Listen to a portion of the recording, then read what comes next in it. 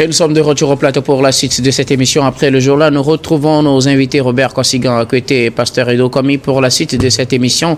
Troisième sujet, nous parlons à présent de la République démocratique du Congo. La mystérieuse maladie est enfin connue et révélée. Les autorités sanitaires de la République démocratique du Congo, surtout le ministère de la Santé, a levé ce mardi 17 décembre 2024, a levé le voile sur la mystérieuse maladie qui a fait plus de 500 victimes dans le sud-ouest de la République démocratique du Congo, dans la province du Kwanga, dans la zone de Panzi, dans le district sanitaire de Panzi.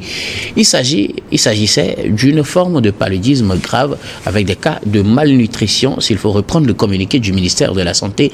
Et donc la mystérieuse maladie dont on avait parlé sur ce plateau et qu'on avait assimilée à des cas de grippe ou d'autres formes de maladies non connues, la mystérieuse maladie était plutôt du paludisme aggravé avec des cas de malnutrition. S'il faut résumer ce communiqué, je commence par vous, Robert Kosigan, à côté. Un cas de paludisme grave au point où l'on a ignoré de quoi il s'était agi pendant plusieurs semaines.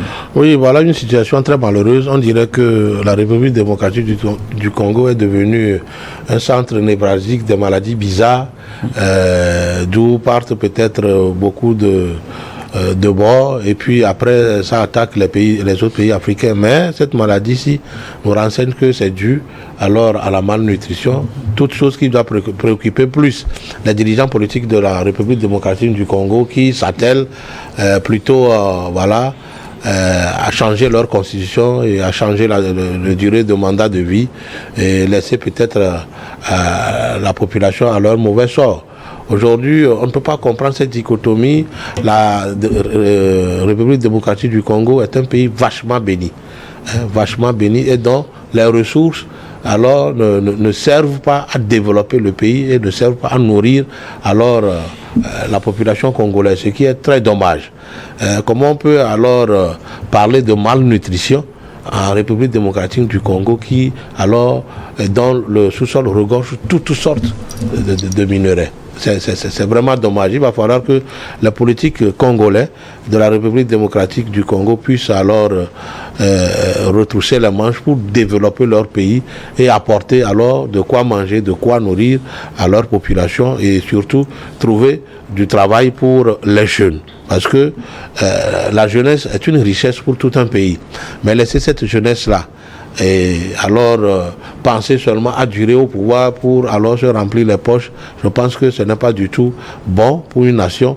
Il va falloir que la politique de la République démocratique du Congo alors puisse alors jouer le rôle pour lequel ils sont élus et prendre les taureaux par les cornes pour alors éradiquer ces cas de maladies bizarres qui ne font que commencer par la République démocratique du Congo. On dirait que les populations de la République démocratique du Congo sont devenues peut-être des cobayes par lesquels on essaie d'expérimenter, de faire l'expérience. Voilà. Parce que ça, il faut parler d'expérience, puisque prenons Ebola. L'Ebola, c'est pas la même chose. Ça, c'est du paludisme. C'est du paludisme aggravé avec des cas de malnutrition. Toutes ces mauvaises maladies passent. Alors, commence par la République démocratique du Congo avant d'arriver dans le reste de l'Afrique. Donc, finalement, on dirait que c'est devenu un centre névralgique par lequel alors on fait toute expérimentation de maladies parce que justement, les politiques qui gouvernent le pays alors n'accordent pas une importance capitale à leur population, à leur bien-être. Voilà, et au développement des infrastructures sanitaires et d'autres. C'est aussi ça la réalité. Pasteur Edo, quelle réflexion cela vous inspire quand on sait que on a passé plusieurs semaines à chercher de quelle maladie il s'agissait et puis finalement on se rend compte que c'était du paludisme aggravé, accentué par des cas de malnutrition dans cette partie de la République démocratique du Congo? Non, il faut d'abord avouer que la RD Congo possède, selon les chercheurs, selon les rapports, possède l'un des systèmes de santé les plus faibles en Afrique. Ce vaste pays, comme l'a dit tout à l'heure à côté, ce vaste pays est souvent confronté à des épidémies meurtrières. C'est vrai quand même ceux dont on parle actuellement, c'est le paludisme aggravé. Ce qui veut dire que d'aggravé de malnutrition. Ce qui veut dire que les portes sont ouvertes pour que toutes les maladies puissent élire leur domicile, en RD Congo. Vous vous rappelez de la fièvre Ebola, de choléra, la rougeole. Alors, ce pays a été toujours, comme je l'ai dit, confronté à cela, et souvent c'est manque de prévention, de vaccination, de surveillance épidémiologique. Donc ce qui veut dire que les autorités n'accordent pas une grande importance à la santé. Vous savez, qu'on le veuille ou pas, c'est vrai quand même, quand vous prenez mon pays, c'est vrai qu'on dit on n'a pas des infrastructures sanitaires et autres, mais ce n'est pas le cas. Ce n'est pas comme en RD Congo, ça au moins, sur ce plateau, je reconnais qu'il y a des efforts, quand il y a des vaccinations, il y a des préventions, des gens sont en avant, les médecins sont là, donc même s'il y a à critiquer, on sait quand même qu'il y a quelque chose qui se fait. Ça, il faut quand même avoir le courage de le dire. Ce n'est pas le cas en RD Congo où les gens sont préoccupés par leur fauteuil, par leur fonction et par leurs indemnités et autres. Ce pays ne doit pas être ça. Et en principe, il faut quelques jours seulement pour pouvoir détecter comment on l'appelle, la cause de cette maladie. Mais vous voyez que ça a commencé même pas à tuer. Avant qu'on nous dise que la malnutrition, c'est que les gens sont mal nourris. Les gens sont mal nourris et puis il y a des carences graves qui s'ensuivent et cela peut amener la mort. Donc aujourd'hui, la RD Congo, ça fait très mal. C'est vrai que tous les pays d'Afrique ont des problèmes, mais la RD Congo en a tellement. Et ça, il ne faut pas dire parce que les Occidentaux sont là, il ne faut pas dire que d'autres puissances sont là, mais c'est parce que de manière à l'interne, il n'y a pas une certaine rigueur dans la gestion de la chose publique. La gouvernance de ce pays pose de sérieux problèmes. C'est pourquoi on assiste souvent à ces genres de maladies qui ne font que tuer, décimer les populations. Donc, la situation aujourd'hui, c'est de rapidement veiller, c'est de rapidement pour trouver des pistes pour pouvoir sortir les populations de cette crise sanitaire-là, et essayer de leur donner d'espoir. Sinon, ça fait de trop pour ce peuple qui devient aussi malheureux, qui devient malheureux parce que il y a une certaine négligence dans la gouvernance de la gestion de la chose publique. Bon, donc, heureusement que pour le moment, ce n'est pas contagieux. Ce n'est pas une maladie qui est contagieuse. Bon, donc, on va falloir quand même circonscrire le périmètre du mal et permettre quand même à trouver des solutions pour que la situation soit gérée de la manière la plus normale possible. Alors, Robert Kosiga, je veux revenir sur un aspect. Qu'est-ce qui explique que depuis que cette maladie a commencé par faire des victimes depuis novembre, ou d'ailleurs même fin octobre, que c'est seulement mi-décembre qu'on arrive à savoir de quelle maladie il s'agit. Imaginez que c'était une maladie très létale avec un taux de contamination très élevé. On s'imagine facilement que cela aurait pu faire beaucoup plus de victimes qu'on voilà, ça provient du laxisme que nous dénonçons ici de la part des autorités congolaises. C'est-à-dire que quand on vous élit, quand le peuple vous donne le pouvoir, de les conduire, il faut d'abord penser à leur bien-être, il faut penser à leurs soins, à ce qu'ils doivent manger, à leur éducation et beaucoup d'autres choses. On ne peut pas diriger la RD Congo et ne pas trouver les moyens par lesquels alors développer toute mission sanitaire qui alors doit être à l'avant-garde, prévenir de ces maladies-là, prévenir et en même temps trouver des solutions en cas d'épidémie. Avoir des laboratoires. Vous venez de bien le dire, si la maladie était létale, ça va embraser peut-être des milliers de personnes. Aussi, mais pas tellement. Voilà, ça peut embraser et la RD Congo et à partir de la RD Congo le reste des pays africains. C'est aussi ça la réalité. Ce qui devait marquer aussi la solidarité des autres pays africains, ce qu'on n'a pas réellement vu. Non, vous savez, aujourd'hui, nous sommes à une période de soudure et puis la maladie n'a pas fait autant de morts pour peut-être susciter l'intérêt des autres pays. Plus de 100 déjà, c'est oui, c'est vous beaucoup, savez, aujourd'hui, tout pays alors s'attache à la prévention de cette maladie à l'intérieur.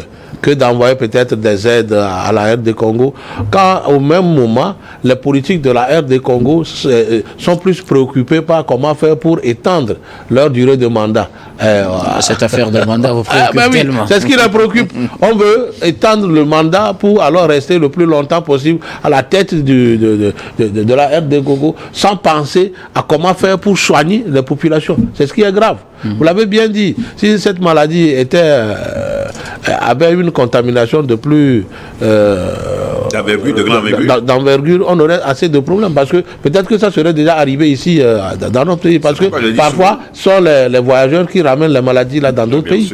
Donc les passeurs et comme ça qui a voyagé cette période serait peut-être mis en quarantaine en attendant qu'on soit bien situé sur cette mystérieuse maladie.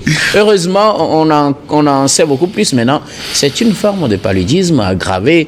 Qu'est-ce qui a expliqué, ou qu'est-ce qui pourrait expliquer selon vous que depuis plusieurs mois, ou depuis plus de 2 mois, disons-le comme cela, on n'a pas pu détecter de quelle maladie il s'agissait? Ce n'est que ce mardi qu'on nous annonçait que c'était une forme de paludisme. On a pensé à toutes les formes de maladies possibles. Gouverner, c'est prévoir, dit-on. Mais sauf que certaines choses ne sont pas aussi prévisibles. Oui, c'est vrai quand même que des pathologies de ce genre, ce n'est pas prévisible. Mais vous ne pouvez pas imaginer que si c'est dans un pays occidental, le même jour, déjà, on peut connaître les causes, savoir même de peut-être faire les prélèvements. Donc il faut des laboratoires. C'est ce que nous disons. Sauf que la zone ici est difficile d'accès. Oui, mais justement, cette période pluvieuse chez eux. De la RD Congo, c'est un pays à haut risque, un pays en raison de sa densité, la densité de sa population aussi, sa superficie aussi, et la plupart des zones comme des forêts, Et ce qui fait souvent que des singes et autres, des maladies, beaucoup de maladies viennent, viennent de la RD Congo. Donc je crois quand même que ce qui aussi ne favorise pas, comme il n'y a pas d'accès, il n'y a pas de pistes, donc pour les vaccinations, les campagnes de vaccination et autres, donc ça laisse les populations vulnérables à des maladies. Et donc, comme on le dit aujourd'hui, il va falloir soigner, parce que la santé, le domaine de la santé doit préoccuper tout dirigeant.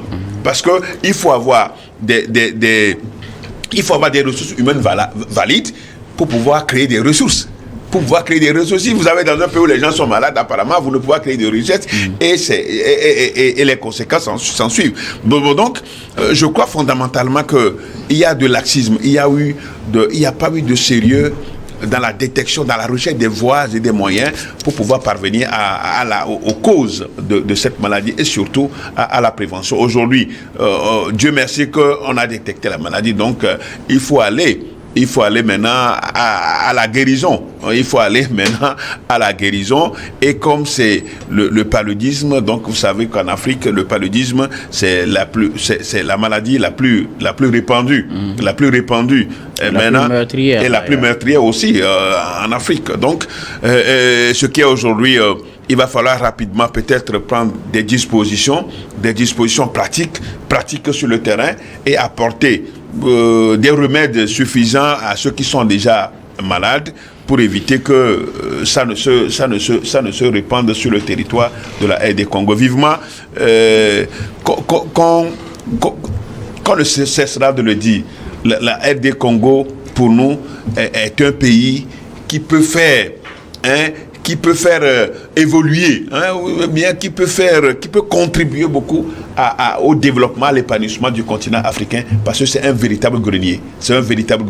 Mais malheureusement que ce pays peine aussi à sortir du marasme économique et politique, avec toutes les conséquences dont on connaît. Donc aujourd'hui, la situation doit être maîtrisée, étant donné que on connaît maintenant les causes, on sait maintenant ce qu'il faut faire. Il faut aller vite, et le plus tôt serait le mieux. Merci beaucoup à vous tous pour vos contributions. Nous allons marquer une nouvelle pause, puis on reviendra tout à l'heure pour la dernière partie de cette émission, dernière partie que nous allons bien évidemment consacrer au Togo.